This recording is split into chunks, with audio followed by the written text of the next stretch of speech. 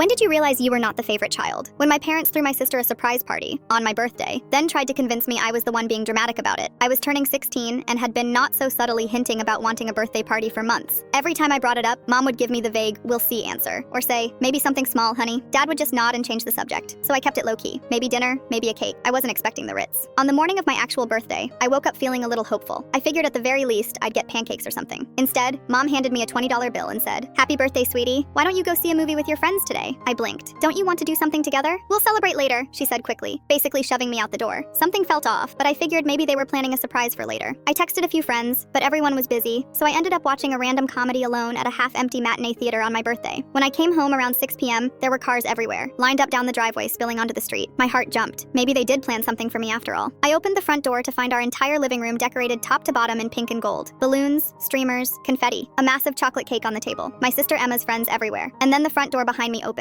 "Surprise!" everyone screamed at Emma. She walked in behind me and immediately started squealing and hugging people. The banner across the wall read, "Happy early 18th, Emma. Her actual birthday wasn't for another month." I stood there frozen, still holding my crumpled movie ticket stub while the crowd celebrated my sister. My mom appeared next to me and hissed, "Don't you dare make a scene right now. Emma's been stressed with college apps. She needed this." I just watched in disbelief while my entire family sang happy birthday to my sister on my actual birthday, with my friends down there in the crowd. One of them even asked, "Wait, whose birthday is it today?" Dad laughed and said, "Oh, that's just Arya. She's not really a party person anyway." Not a party person. On my 16th birthday, while they threw someone else a party in my house, I went upstairs and cried until my face was swollen. About an hour later, Emma knocked on my door holding a paper plate with a slice of her cake. "Hey," she said softly. "I honestly didn't know they were doing it today. I thought it was going to be next weekend." I asked her, "Did you ask for it to be on my birthday?" She paused. "I mentioned I wanted a party soon, and Mom said your birthday was perfect timing since people were already thinking about celebrations, and it was a Saturday." That's when it all clicked. My birthday wasn't special. It was convenient, a placeholder, a reason to decorate the house and invite people over for Emma. She sat on my bed looking guilty. "I can tell them to stop or move it." I shook my head. "Too late. They're already down there." I spent the rest of the night upstairs doing homework while the party went on until midnight. Laughter, music, and cheering from downstairs. None of it for me. The next morning, I found a Hallmark card on my dresser with $50 inside. "Hope you had a wonderful sweet 16, it said, in Mom's handwriting, like a bribe to pretend none of it happened. I brought it up at breakfast. "You threw Emma a party on my birthday." "Don't be so dramatic," Mom said. "We celebrated you too. You got money. You got to see your friends." "I went to the movies alone," I said. "You're always saying you don't like crowds," Dad added. "We thought that's what you wanted." I couldn't believe it. They were really trying to gaslight me into believing I had chosen to be ignored. From that day on, I stopped celebrating my birthday at home. Every year after that, I made my own plans with friends. Bowling, movie nights, sleepovers. Emma got 3 more surprise parties before she graduated, including one just for getting into college. I got gift cards. Now I'm 23. Emma still calls me every year on my birthday and says, "I'm sorry about that party." And I always say, "I know you are, but you didn't choose the date." Last year, Mom actually asked why I never come home for my birthday anymore. I told her, "Because you taught me it's not really my day anyway." She rolled her eyes and said I was holding a grudge over something from years ago. Yeah, some people get sweet 16s. I got a slice of someone else's cake.